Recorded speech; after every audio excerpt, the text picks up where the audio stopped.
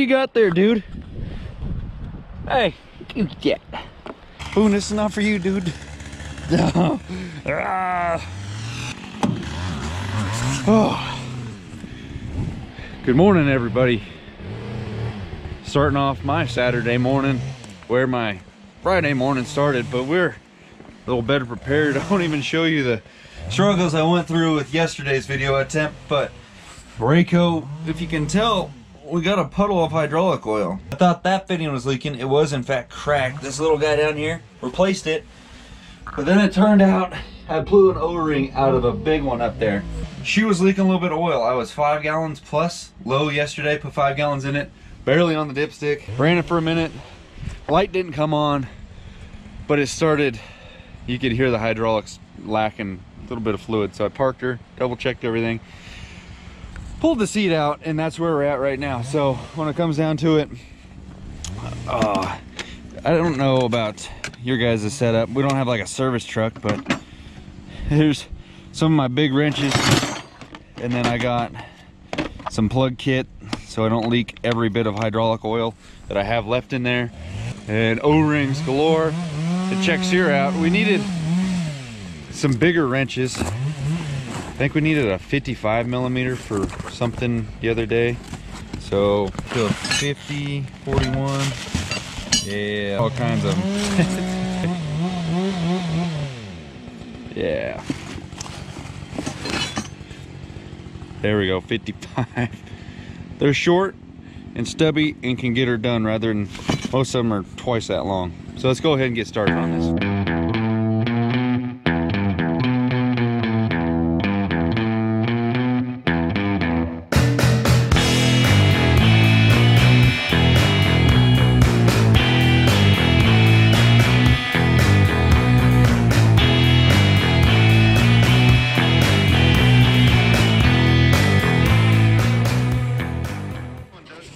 Gosh dang, this guy is ridiculous.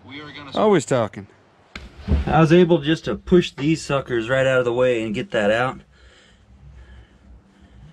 I don't know if this O-ring popped back there. Certainly hope not, but it's the same principle. So I'll show you guys exactly how this works. Okay, so how this works, this is the JIC side. That's simplest freaking connections in the book. I like those a lot because it's just metal to metal contact. Put her on, tighten her down, that's all you need. But these ones here is O-ring boss style. You got an O-ring, that's what blew out right there. There's a seat milled out area inside of the hydraulic pump for the O-ring to sit in, and then this just squishes it down to keep it in there. A little bit of pressure on the O-ring with this washer, and the problem here was this worked itself loose, or just I didn't tighten it, I guess, but it's been like a year running the way it is, and then it popped the other day. So that is our issue. That cost some gallons. So you get your O-ring, a little bit, everything's kind of cold right now.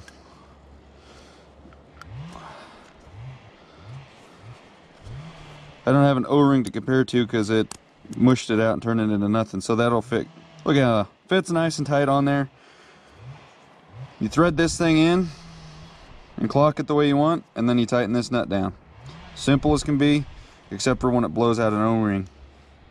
This is like another one of those things that kind of tests your confidence level, I guess, a little bit, because yesterday I was sure that that other fitting, it did have a crack in it, so that was definitely an issue. But then come to find out it was actually one of these big guys. And how this works is your pressure side of your pump, because this is your little tiny pump. It used to be aluminum, but now we got this cast iron one, so hopefully it's a little bit stronger. But that pressures that line, and that big line comes down to right here. That is the other end of this. Then this is your controls for all your loader functions and up and down and all that stuff. So when I was testing it, when it was just like a light load, it didn't really affect it. But as soon as it, you know, maxed out a cylinder, it started spraying this stuff. So we'll go ahead and get this thing back on there, and we'll check for some more leaks before I run it this time. Man, leaking hydraulic oil, when it's not warm, you can't really smell the oil that well, so big old pain. So let's go ahead and get this set back up. All right, moment of truth.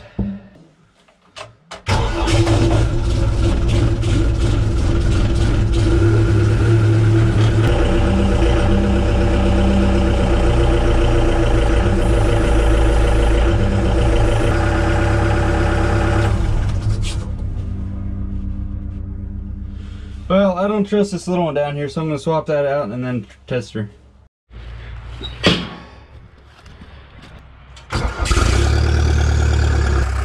About 4 more gallons of hydraulic oil. I added 5 yesterday to get it to the bottom of the sight glass, and I would imagine probably leaked another gallon real easy yesterday, but now it's in the middle where it's supposed to be, so I'm gonna give her a rip for a minute, then check it. I normally check it every like hour or so. I guess when it burst the last hour of use the other day, it leaked like 5 gallons. Like I said, I couldn't even smell it, but maybe I have to check it every, I'm gonna check it every like 10 minutes. I'm getting kind of, oh, it's frustrating, but we got the seat back in it, so that's a lot better of a look. So let's go ahead and give her a rip.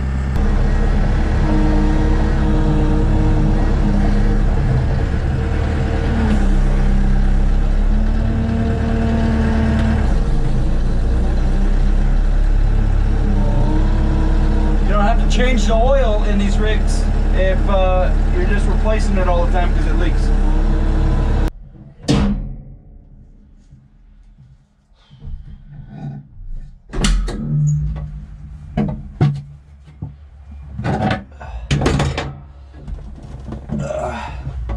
Parked on the wrong side of a hill.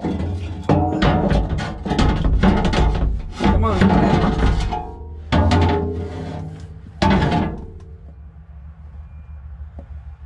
I replaced that third O-ring just to be safe because it was already in there. Oil level looks good. Now fingers crossed it was not another leak sprung up somewhere in there. New fitting, new O-rings, check that O-ring. Gosh, I hope that's it. Alright, I've checked everything like 15 times. Still fingers crossed, knock on wood. The reason why I have my helmet on in here is because there's Bluetooth in the headphones and it's kind of loud in here. If you can't tell because I'm kind of yelling. Activate the low flow to get the head rolling with my joystick, and then turn the high flow on with the button up there.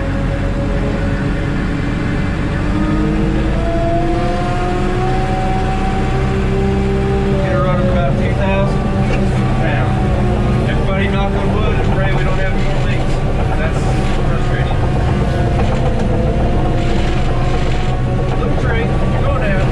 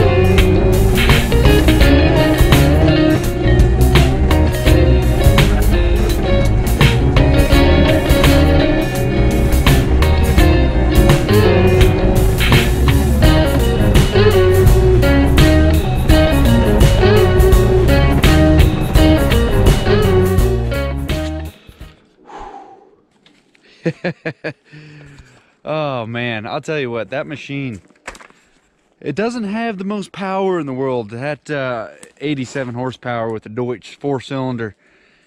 Look at this little turbo. I gotta show you guys the turbo on this thing. It is turbo diesel, but look at that little turbski right there. Isn't that the coolest little rig?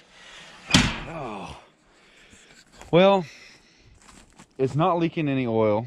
Not, knock on wood. I hate saying that without knocking on wood, but it's not leaking anything that I can tell. I've checked it multiple times. The oil level appears to be the same, and there's a stick poking me in the back.